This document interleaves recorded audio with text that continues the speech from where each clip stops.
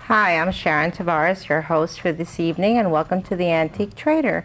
And tonight we'll be speaking about watches, antique watches, and we have Mr. Joe Ramos. Thank you, Mr. Ramos, for coming. You're quite welcome. Could you tell us a little bit about your background before we begin? A little bit about my background with watches or personal? Personal. Personal. Okay, well, presently I'm the ombudsman for the Bronx Borough President in this wonderful borough of the Bronx. And I have a various background in working with people all my life, from commissioner in the police department to commissioner in the Department of Corrections. And my most enjoyable job is what I'm doing now, as director of the Ombudsman Office for the president of this great borough. It's great to have you here. And could you tell us a little bit about what you bought here and how you began collecting all these wonderful pieces of work? Well, what I brought here tonight is something that is very close to my heart, and it has tremendous history, and that is character watches. And I guess that because of the fact that when I was younger, I couldn't afford them. Now I can work on them, and I can afford them, so that's what I collect. And what I like to do is I like to start with the oldest ones here. These are the Lux character watches, or clocks rather, where you see that they depicted, you have a lot of Americana there. You have the spinning wheels on the other one, depicting, movement. And what year would you say this is? These were all 1910. 1910, 1911, 12, 15. And actually it was the Lux Company who started those character movement clocks. The one that is the most interesting and the most collectible is the beer drinkers. And as you see, that gentleman's arm is doing the exercise, up and down, having his beer. But you never see him tip over drunk, right? Never, never. And let's show the viewers at home the other one. Sure, and then the other one is the organ grinder with the monkey. And you'll see interesting. How his arm is going up and down. And what year is this? This is also 1910. They're all in the same era. Do you keep them all wound up? Oh, not at all. I can't. There's so many of them. But it's really interesting watching them. In the beginning, when you collect, you wind them all up. You want to see them all go. But after a while, you really get them going. But you should wind them at least once a month so that you could keep them oiled, so that they can keep moving. Tell us about this one. This I found very interesting, and I'm sure a lot of viewers at home will also. Well, this particular watch has a tremendous history. During the Second World War, character watches ceased. During 1939 were the last ones that were produced by the Ingersoll and New Haven and Ingram companies, and the only character watch that was produced during the Second World War was this particular one for this particular character. And that was done so that he can be remembered by all his officers and always remain loyal to him. And the way that got possibly to the United States of America was that it left Europe, coming in through Argentina, up to the United States, and ended up near Maine, and that's where I picked it up at an antique store. I'm sorry, at an auction. At an auction. At an auction, that's right. Was it a watch auction or just a regular auction? It had watches, but no one wanted to touch that one. All right.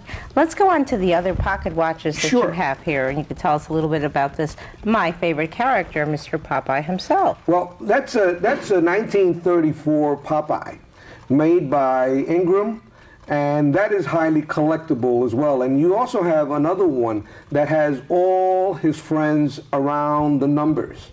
But this is also very highly collectible as a 1934 Popeye. Let's do this very quickly, and you can tell us about... Well, pocket watches, when in the beginning, this is a 1910, but notice that it only says Rexall on it. And basically, the character watches that were made at that time were just for advertisement. and to announce, and you also made the Buster Brown shoes, etc., and also gasoline type of pocket watches. I gather this has to do with Rexall drugs. Exactly. Recall exactly. that store. Sure. And then the one that made the Ingersoll company very famous, and millions of watches were sold by 1934 by Macy's, was the Mickey Mouse pocket watch. And you have two versions of that. That's the one they call the long stem and the number 1, Mickey. Why is it called the long stem and the number 1? Well, because the number 2 is a short stem. You see? Let's see if we can tell the difference. See the here. difference on the stem where you wind it? One is Oh, I closer see. to the case and the other one is further away. And in the back, you have a monogram of Mickey. If you turn it around, Let's turn them around. and there's a monogram of Mickey. That's Mickey's monogram right there. That's right. Okay, another one that was not very popular at all, and that's why it's very highly collectible, is our friend Donald.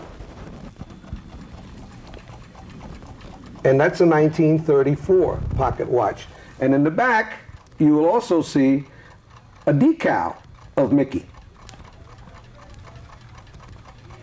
Does that mean they're related? That they're related, absolutely, except that Donald wasn't too popular. And then the other watches, which resemble the pocket watches, are the original 1933 wristwatch. That's beautiful. What would you say the bracelet is made out of? It's basic metal. It's just regular metal. It's not metal. It's not metal plated. It's just regular metal, cast metal. And you have Mickey on both sides, and the seconds hand moves when the watch is moving. And then you have the 1939 Mickey, with now. They started making them now so that women could start also wearing them, and it shows they become a little bit more Tourneau style, where it's a little bit more square on the dial. And you also have that same one that has little Mickeys around the 6 as well. Now, if somebody out there collects Shirley Temple, I see something with Shirley Temple over there. The It's a little most pocket collectible watch. Shirley Temple is made by West Clocks.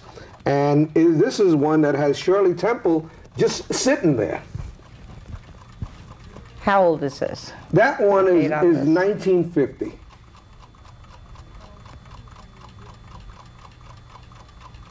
How beautiful. Isn't it beautiful?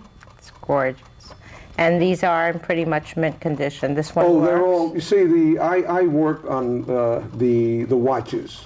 One of the things that happened in my growing process was that when I first got my first Mickey, and it was a 1933 Mickey, it didn't work.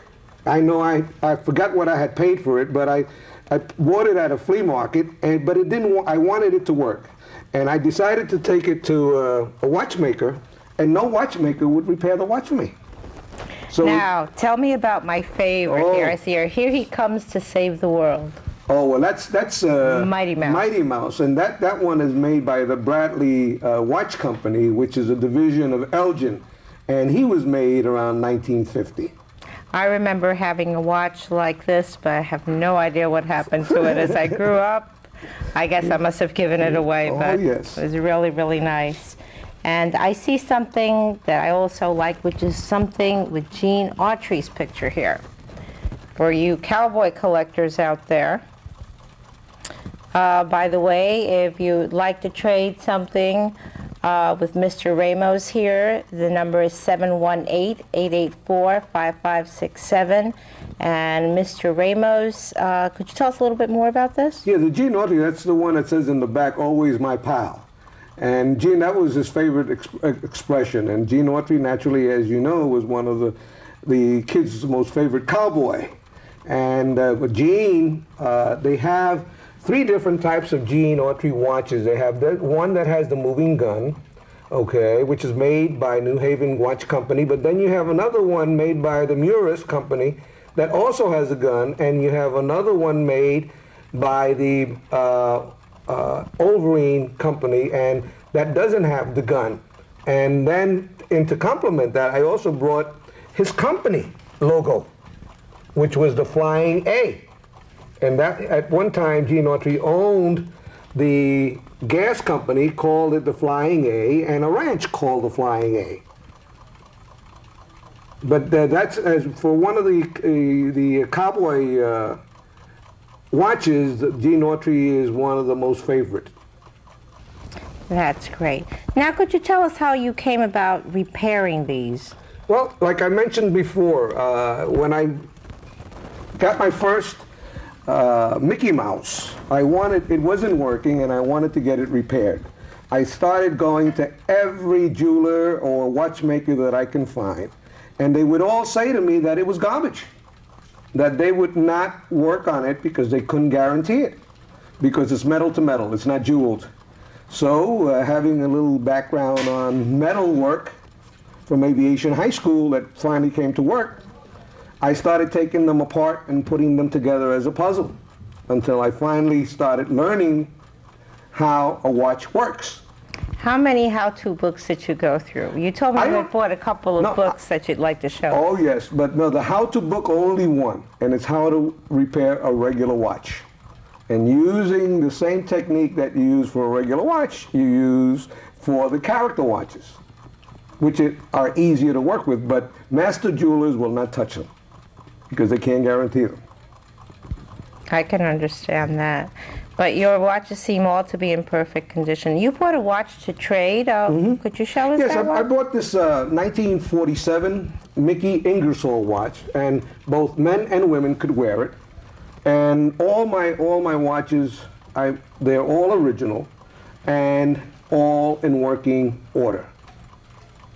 And that's the one that I brought to. The only thing is that one does not have its original band, because the original band is a little smaller, and therefore then whoever gets it would need to change the band anyway. So that one is ready to go. Could you give us a number where they could reach you, possibly, Sure. if they'd like to trade? Sure, if they'd like to call me at home, is 828-1021, which is area code 718. 718? Okay, could you repeat the number for us, please? 718-828-1021. And if you perhaps missed out on that number, you could call us at 718-884-5567, and we'll give you the number. Just remember, whatever you'd like to trade for, it might be worth your while. Could you show us a couple of the books? Many people have gone into character watches, and they always ask questions about what should I get, where should I get it, what should I look. Well, there are several books that are now in existence. You have the Complete Guide to Watches, and that comes out every year, but that not only gives you information on character watches, but other watches as well. Then you have the Mickey Mouse watch, or the history of the Mickey Mouse watch. I find this to be my favorite because of the pictures, and this was the first one that came out, the comic character watches. And then you have this monstrosity here that has tremendous graphics in character watches, the big one here. But I think that one of the things that I would advise people to do is to not swear by the prices in the books. That they have to do their own evaluation, go to flea markets, go to antique shows, go look at the books, and then compare.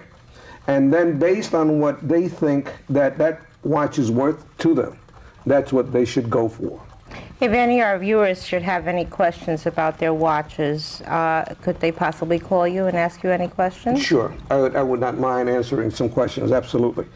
The best time to talk to me is in the evenings, after 8 in the evening.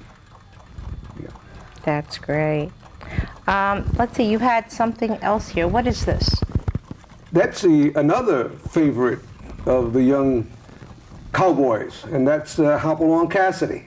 William Boyd. Oh, Yes, and then they made them two sizes. They had that, which is the one for the older youngsters and adults, and then you had the younger one that girls could also wear, who like cowboys.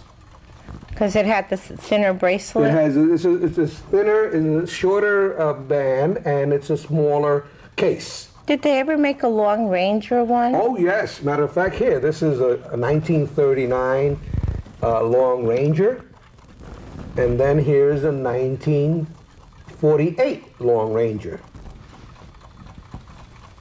Okay, and I then- was a big Long Ranger fan. right, and that's New Haven Watch Company.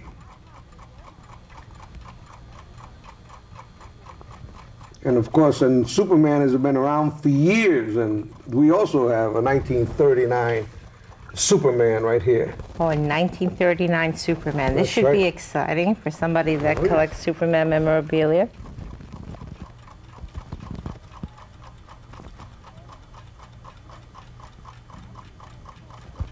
And then you have Dick Tracy, 1939.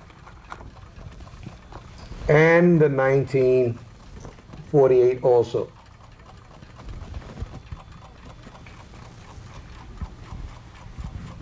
Made also by the New Haven Watch Company.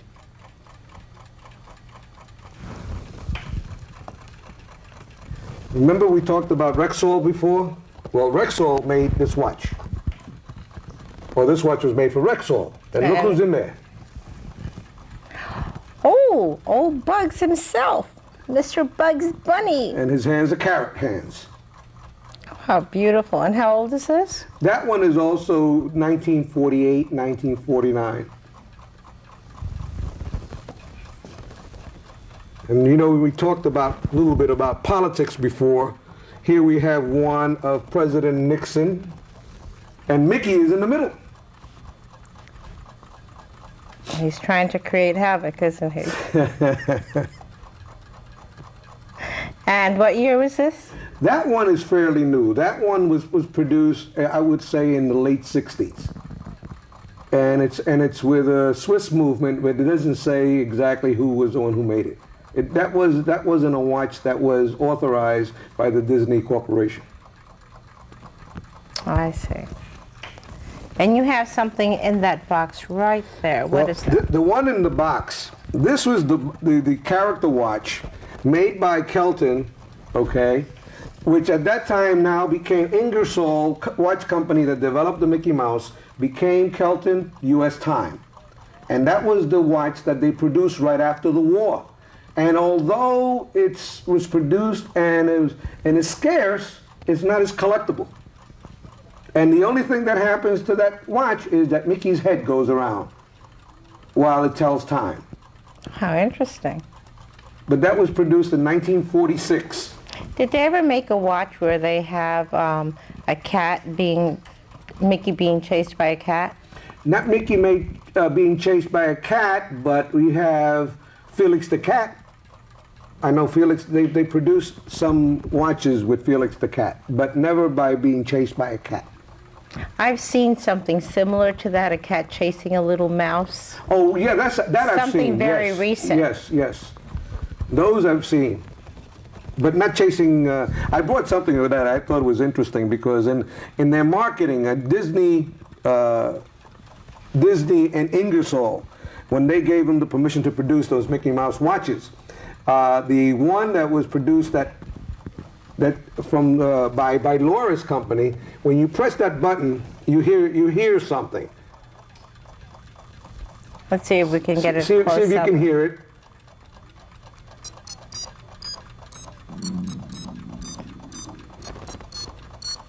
I hope our viewers at home could hear that. That is No, but- extremely cute. If they can't hear that one, then you'll hear it on this one. Oh, And let's try that. Okay, here we That go. is great. And this is the watch. Oh, this is lovely. Remember, don't forget to watch us, The Antique Trader. Our number is 718-884-5567. And this is our program on antique watches. And we're here with Mr. Ramos, and he's a collector of watches, antique watches. He repairs them. And if you'd like to call him, where could they possibly reach you? At 718-828-1021.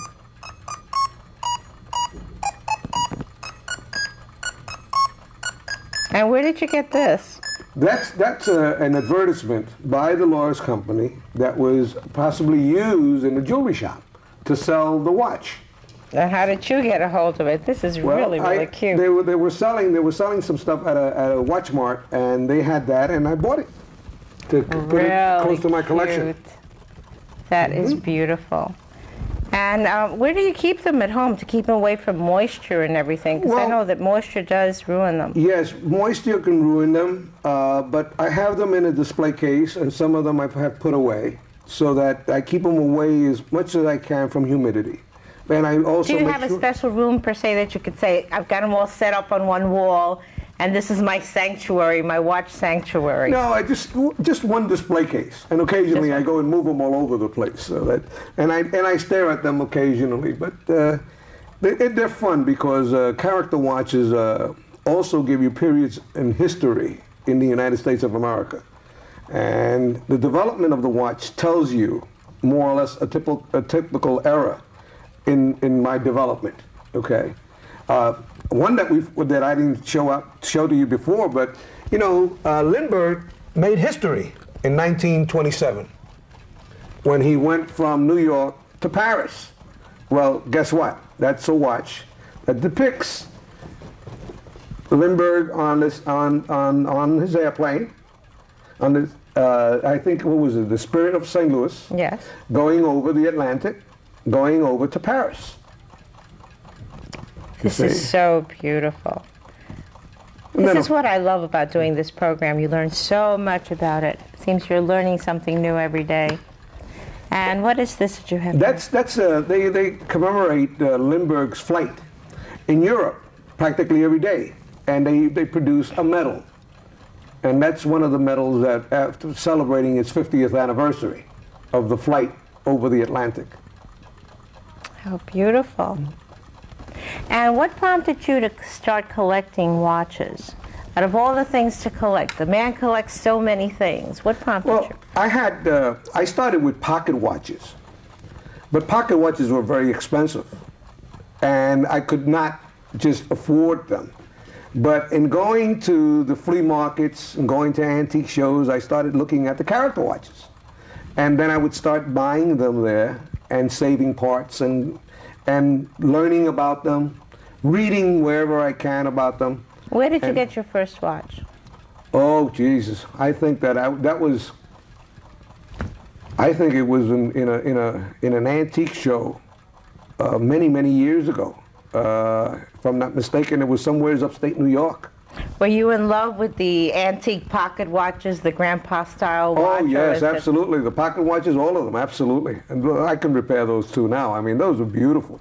When you have a nice suit on and a vest and you pull out a nice pocket watch, it shows a little class. Yes, it does. I think they're so romantic. There's something so very romantic about them. But then on the other hand, too, you know, I have friends that are corporate presidents that wear character watches to work. And instead of going to work with a Rolex, they wear their Mickey Mouse. And they discuss their Mickey Mouse at the conference before they get to business. How do you feel about the difference of the digital watches that we have nowadays and your wind-up watches? Well, digital, remember, it's electric and it's battery operated. The other ones you're talking about mechanical. Okay, with the digital, you know, a battery goes, the watch can get short-circuited, you have to throw it away. With a mechanical watch, it always has a little life to it. You could always take it apart and rebuild it again. That's great. Yeah. Now we're kind of running out of time here, and I'd like to thank you so much for being on our program. And also, you promised that you would be with us when we have the benefit for Vacation Camp for the Blind. We're having a celebrity auction. Yes. The Antique Trader will be having a celebrity auction on March the 24th between 5 and 8 p.m. in the evening at the Lovinger Theater at Lehman College. And hopefully you'll be with us. as we auction off some goodies so we can benefit Vacation Camp for the Blind. And what are you promising us to donate? I'm donating a 1933 Mickey with the metal band, which is a collectible item. And this is what I'm talking about. And it'll be ready for you, ready to go, so that the person the highest bidder can walk out wearing it if they want to. Oh, that'll be great. We're going to have such a great time. And once again, Mr. Ramos, can we have your number? Yes, it's 718-828-1021. And the number for the Antique Trader is 718-884-5567. And we'd like to thank you so much for being on our program. Thank you. And for hope we inviting could me. do it again.